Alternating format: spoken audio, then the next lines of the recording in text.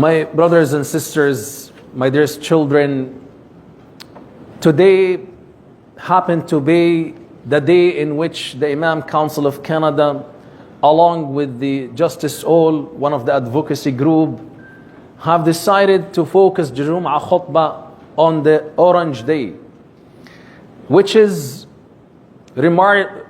recognizing and commemorating the truth and reconciliation that have taken place in Canada, recognizing and acknowledging the rights of the indigenous people, the first host of this land that we're standing on right now.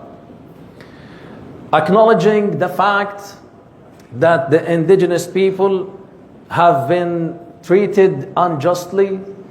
They were brutally killed in a genocidal way in an attempt to cleanse them from the land that they have been living on for generations.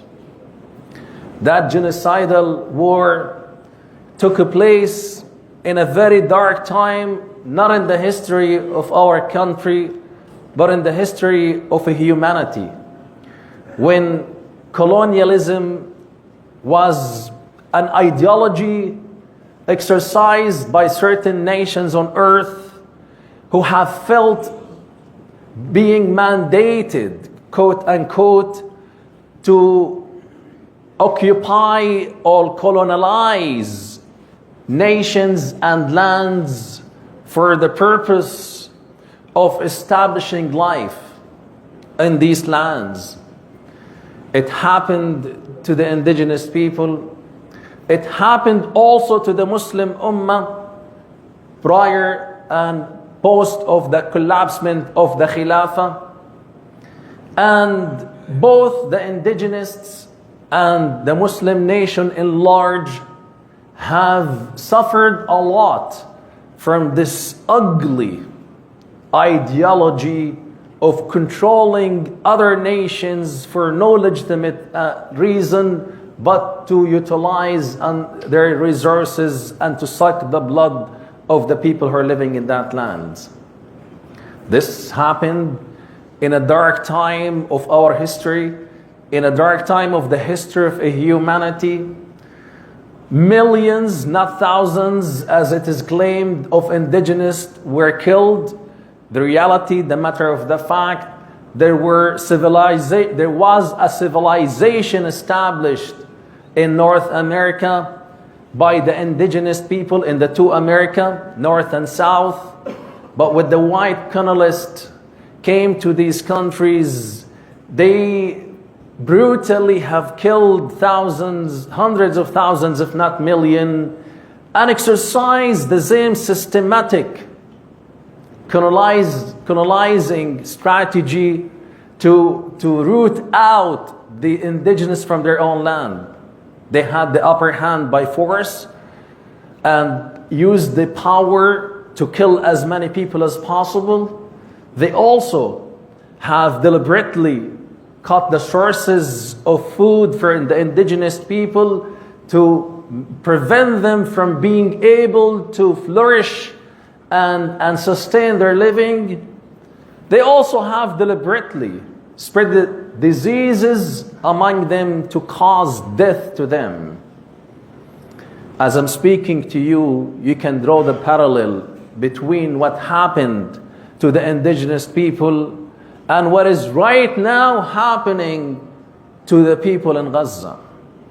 The big difference between what happened 2 centuries almost ago and what is happening right now is the fact that what happened in the 1800s to the 1900s was done in the lack of awareness and among the people of the earth. While right now the genocidal war that is happening in Gaza is instantly being broadcast on social media and mass media, some of the mass media outlets.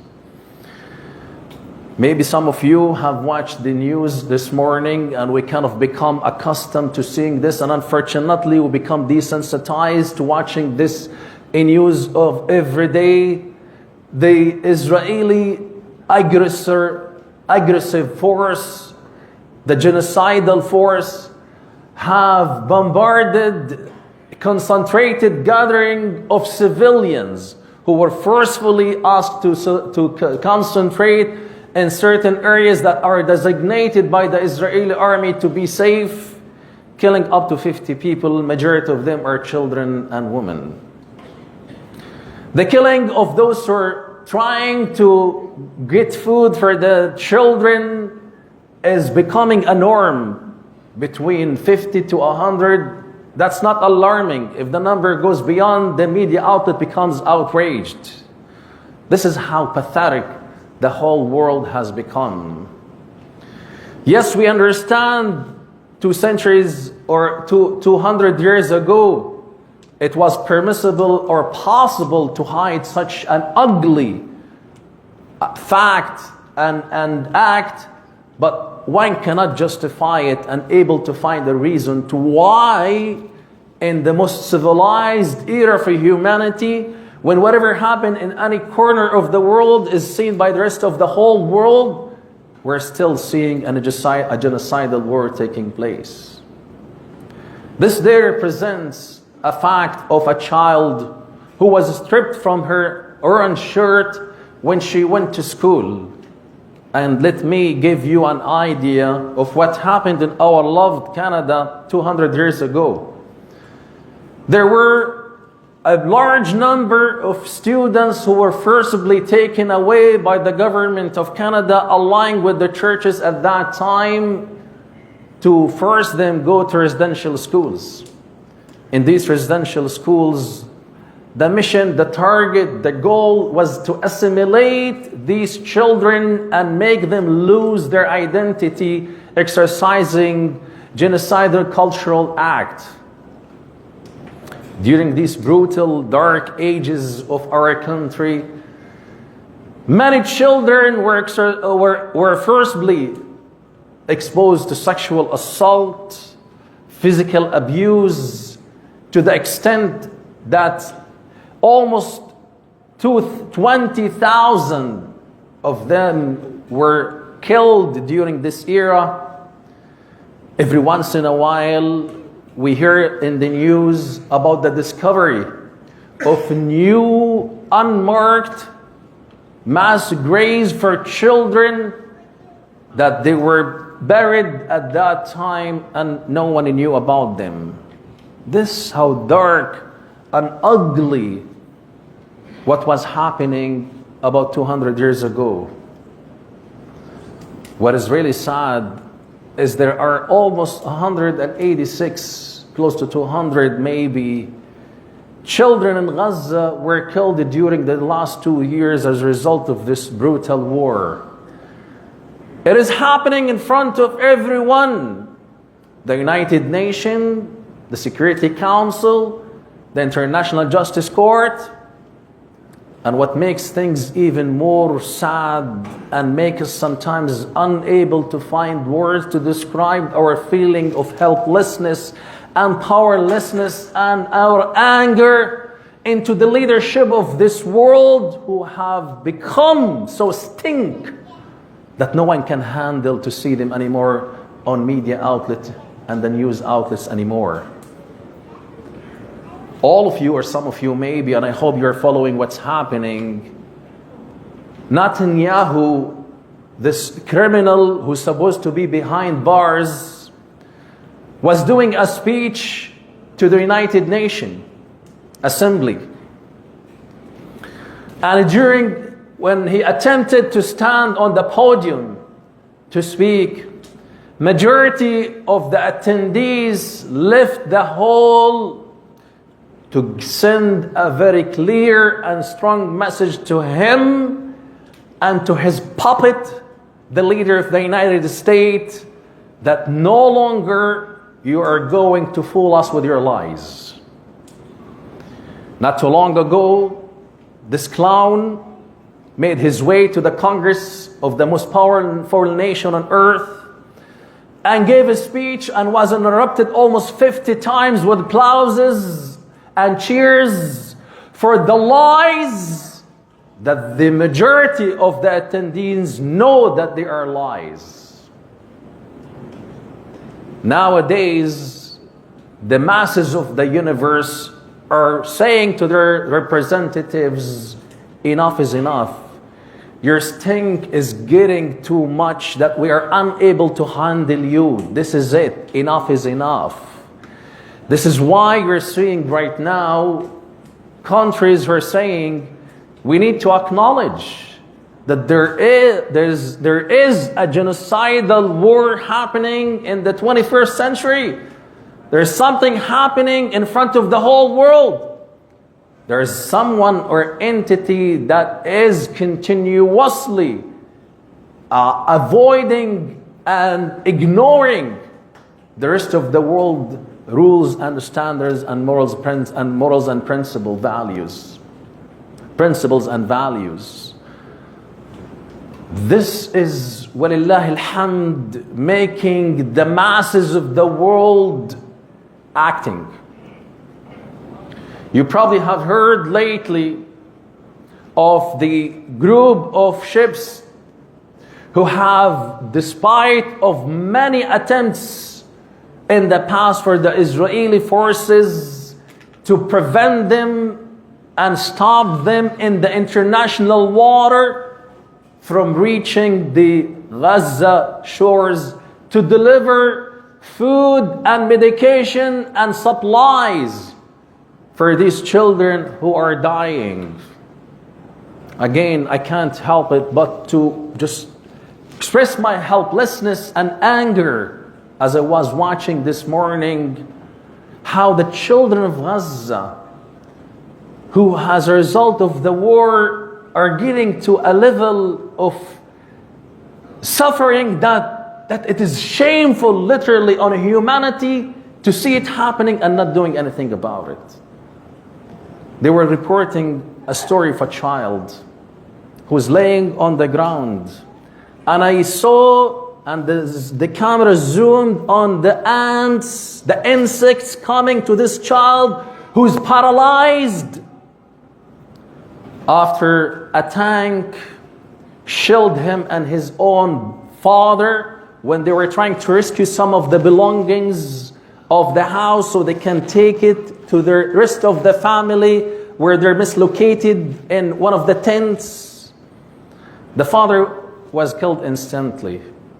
The child was hit in a shell that made him completely paralyzed, unable to move. That's not how sad the reality is. That the insects are now eating his body, similar to what we heard and what we read in the tafsir of the Qur'an about Ayub alayhi salam, who was paralyzed, who was laying on the ground, who have felt that he lost everything and everyone around him have abandoned him except his own wife. But what's really sad is the fact that this child, and along with another elder whose story was reported, they were saying what is killing us is not the lack of medical care, it's the hunger.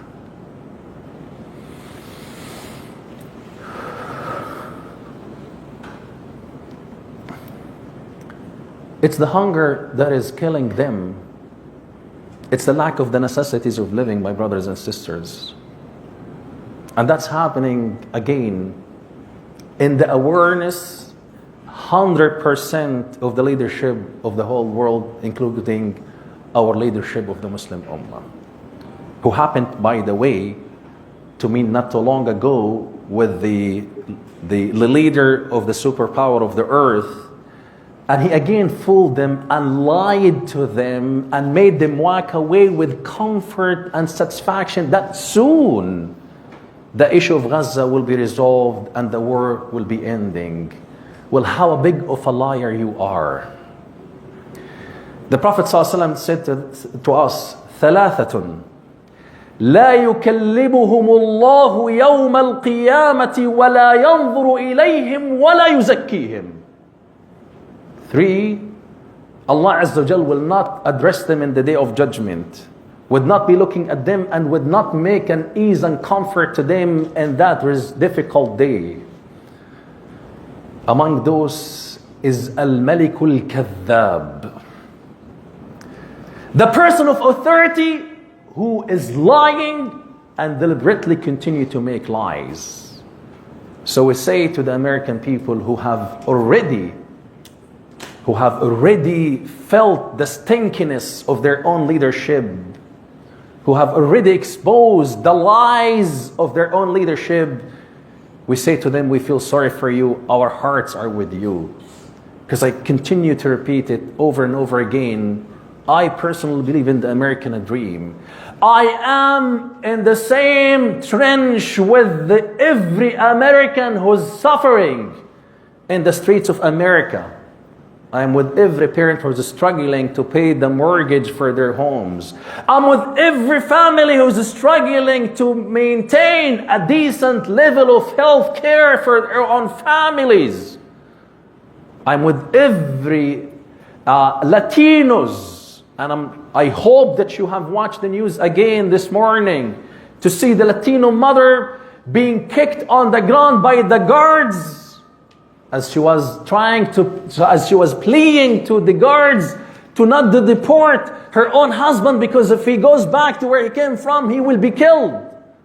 And I could not help it, wallahi, but crying when I heard the kids in the background crying as they're seeing their own mother thrown into the ground and brutally treated in an inhumane way in one of the most powerful nations on earth that continue to teach the world about democracy.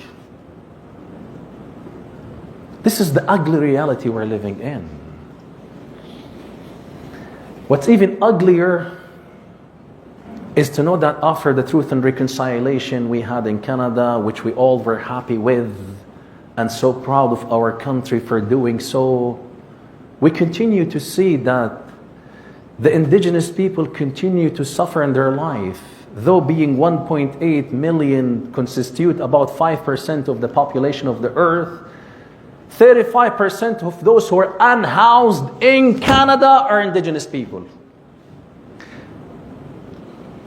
Big percentage.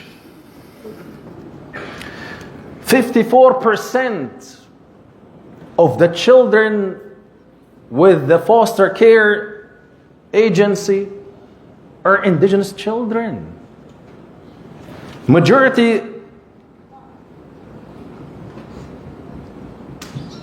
while 50% of those who are in the foster care agencies are indigenous people, though the number or the percentage of the children from the indigenous background constitute only 8% of the population. So give you an idea of how still the assimilation, the brutal treatment for the indigenous people continues even after the Truth and Reconciliation, which we have made it to come to the surface as of kind of shrugging and swiping things under the carpet. The percentage of women who commit suicide from the indigenous community is 8 times higher than the percentage of other women in Canada. Again, it gives you an ugly idea of what's really happening in Canada. I really appreciate the fact that Canada, along with other countries like Britain and Australia and almost 140 countries in the rest of the world, have finally endorsed the establishment of a state for Palestinians. That's so beautiful. That's really nice. Finally. But what state are you talking about? Are you talking about a state in the ocean of land that is occupied and taken unlawfully by the Zionists, by the genocidal government of the Zionists, creating small cartoons here and there that are unable to connect with each other?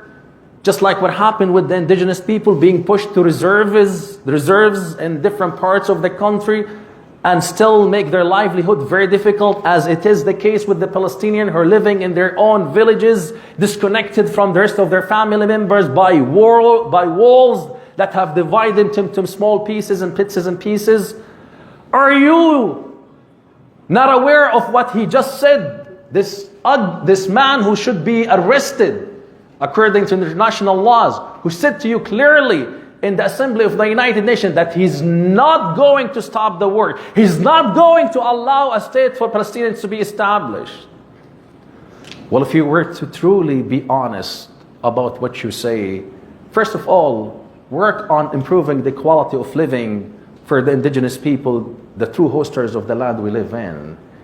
What it takes Canada to be able to make that happen. Come on, we're a country with a lot of resources. What it takes is a will of integrity individuals in the government to do it. And if the rest of the world, including the 140 countries who have said that we recognize the state of Palestine, if they were to be honest and people of integrity, they will right now stop the importing of weapons to the state of Israel, killing children in Palestine. They would right now impose an economic embargo on Israel to prevent it from continuing to ignore all the laws of the world and continue to create chaos, rather than bragging in the United Nations Assembly and say we're fighting terrorism. You are the source of terrorism in the world. You are dragging the world to a third world war, for Allah's sake. Wake up the whole world and stop any further damage to this planet we're living in. This is the ugly reality we're living in. We need to see actions. We no longer will be fooled by lies and lip services anymore. This is it. The masses of the world are waking up now. Alhamdulillah, the number of those who are demonstrating in the streets of New York around the United Nations building is sending a very strong message to this person, along with his own allies of extremists, that no longer you will be able to apply your evil agenda anymore, because the world is conscious and will continue to stand behind truth and to continue to support the truth, because this is our job as Muslims. وأقول قولي هذا واستغفر الله لي ولكم فاستغفروه فيغفر لكم.